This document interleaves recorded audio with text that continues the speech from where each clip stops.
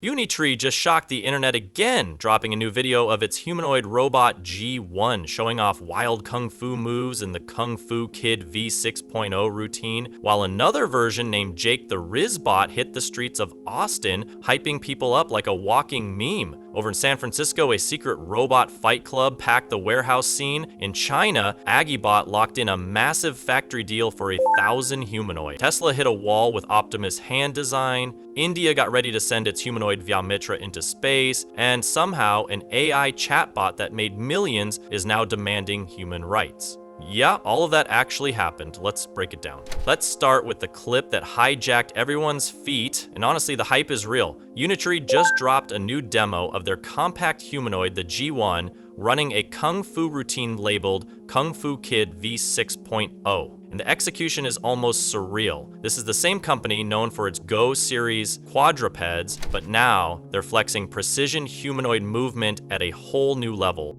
We're talking backflips, side flips, high kicks, and smooth transitions into martial arts stances, the kind that look more like a pro athlete in motion than a robot following code. The real standout, that high knee kick.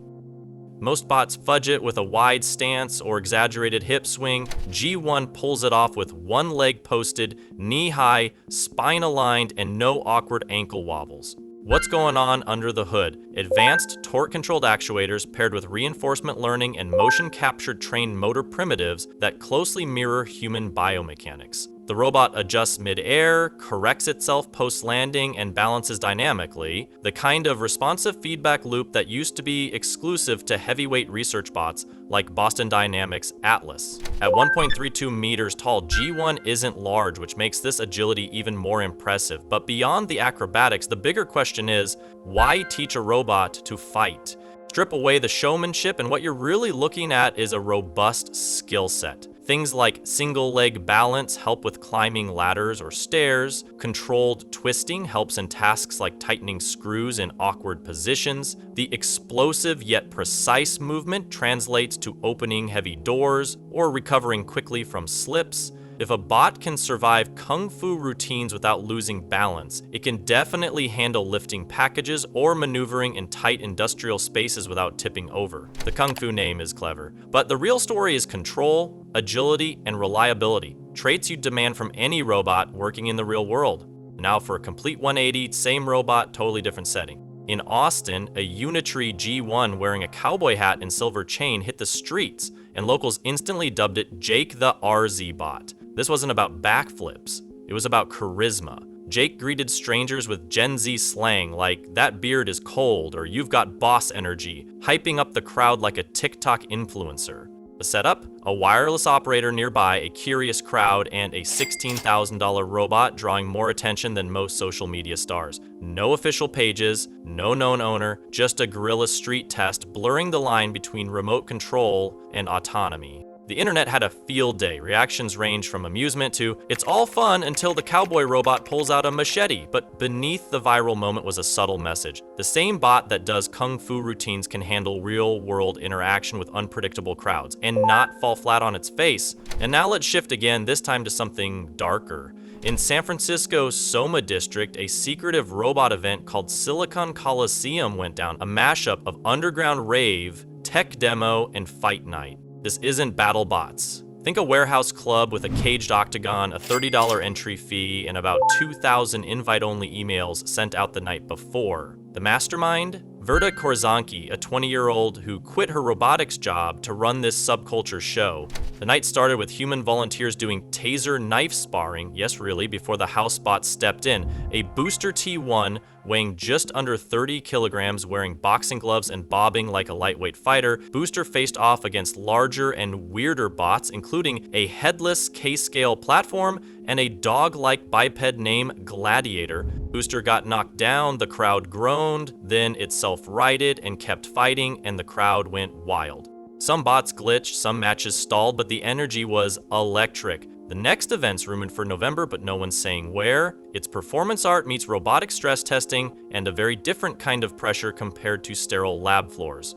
Now on to something much bigger, real deployment at scale. In Guangzhou, Chinese startup Agibot announced a major deal with Long Cheer, a giant in consumer electronics manufacturing. The agreement includes a framework for nearly 10,000 G2 humanoid robots to be deployed across Long Cheer's factories. That's one of the largest real humanoid commitments ever made in China. Agibot also revealed the A2, a full-sized humanoid designed for wide deployment, already working reception and guide roles, powered by their own large language model. It interacts fluently, navigates autonomously, and has begun scaling into commercial roles beyond lab testing. So if you've been waiting for the thousands of humanoids in factories storyline to become real, this is the first concrete named example with quantities and deployment sites, not just pilot hype. Meanwhile, Tesla made headlines, but for scaling back, reports say they've reduced their 2025 production goals for the Optimus bot due to challenges in hand design. And it's no surprise, robotic hands are incredibly hard.